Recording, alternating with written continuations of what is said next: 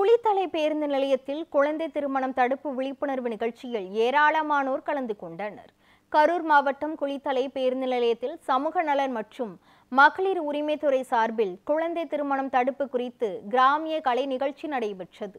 இதில் குழந்தை திருமணம் உடல் மற்றும் மனரீதியான பாதிப்புகளை ஏற்படுத்தும் என்பதை கலை நிகழ்ச்சியின் வாயிலாக விளக்கினர்.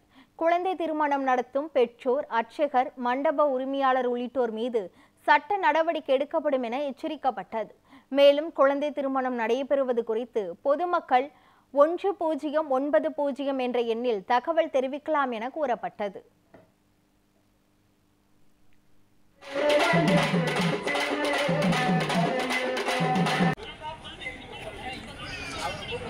வந்து 2 வருஷம் ஆயிடுச்சு.